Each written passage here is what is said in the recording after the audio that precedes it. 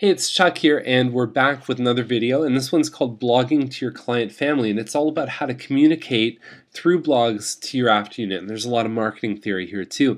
So the first thing I look at is how can we target our audience, and so choose a group of individuals from your after unit, people who currently have a home, maybe they've been there for a couple years, and they're looking to move up to another home. And the second thing you want to do is go even further with that and build an avatar. So what that means is you start saying, how old is that collective group of people? How many kids do they have? Where do they work? Who do they hang around with? What do they do for fun? Where do they live now? Where do they want to live? And then we can have fun. What's their favorite food? And you really can find a lot of similarities between this group, and you're just putting these pieces together. And what you're going to end up with is a family, and we'll call them the Lucas family, and here's how they look. That's the visual representation of that family. So whenever you write a message or a blog post, I want you to print these guys out and put them right above your computer, because that's who you're targeting. And what I know about those people, the Lucas family, is they're between 30 and 40 years old. They're surfing the internet looking for homes often. They're comfortable with email. They're focused on features that they don't have. So maybe with 2 kids, they have a 3-bedroom and they really want a 4-bedroom. Maybe they want a double-car garage. They've got at least 1 kid, I would guess. In this case, we're talking about a family with 2 kids. They work in stable jobs and they're upwardly mobile. They're middle to upper class. They probably both work and they have a busy lifestyle, and you can really have a lot of fun. Maybe they go to Red Lobster on Thursdays, but this is the representation of your target audience. And in order to lead them to the next step, you've got to be able to sing the song or play the music that's going to make them want to go in that direction. So it's actually very easy to do in the before unit, and what I find more challenging is the after unit is made up of all kinds of different people and places and everything. Some of them have paid off their home, some of them have 90% left to go, and they've got just some equity in their home.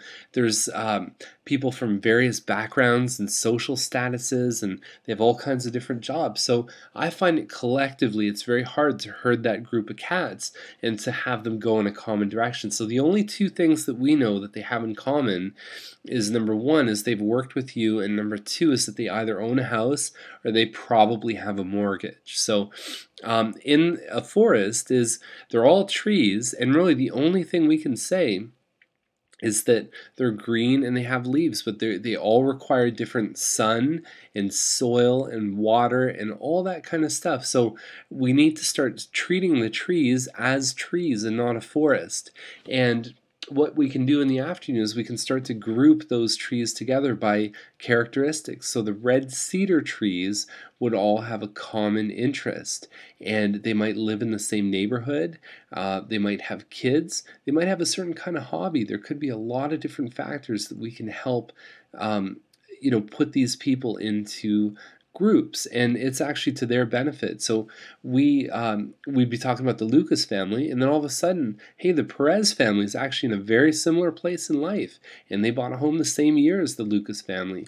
And maybe the Jones family is starting to feel a little cramped in their home too, and the Smiths, same thing. And so now we can start to talk to those people as a collective, but also individually.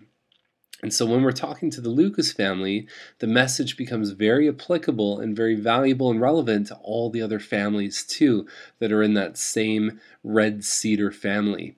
And the 2 questions we need to ask about these smaller tribes of people are very important questions. What's their dream come true? So ask yourself, what is the Lucas family's dream come true? It's the most important question you'll ever ask. Actually, the second most important, because this is the most important. What's their biggest fear? And so as a family, they have some real fears, and it comes really down to some very basic level functioning, and it gets into the lizard brain, the very limbic survival system that we have. When a lizard wakes up, he says, how can I reproduce, and how can I make sure that I nourish myself and not get eaten by someone else? And it's very similar with humans. So we have desires and we have fears of losing sex appeal and attractiveness and youthfulness We have fears about losing our friends and our social status, about our health. We have fears about losing money and security, loss of security. We have fears about our job going away, about our house going away. And we have very big fears if we have kids about our kids not having a good life. So these are the kind of things that you need to deliver in your blog. You need to solve these problems for that group of individuals. And they have real problems, and so we need to figure out how to solve this thing for them, because they don't know most of the time. And we need to do that by, first of all, being remarkable and not being boring. This is one way to lose people off your blog, is by throwing stats and market updates. They don't really care about this stuff. They need someone to sort it out and interpret for them. They don't want to hear about your dog or your family or anything like that. They want what's in it for me. And that's the only question that they're asking. So every time you write a blog post, I want you to flip your shoes on and pretend that you're the Lucas family and say, what's in this for me?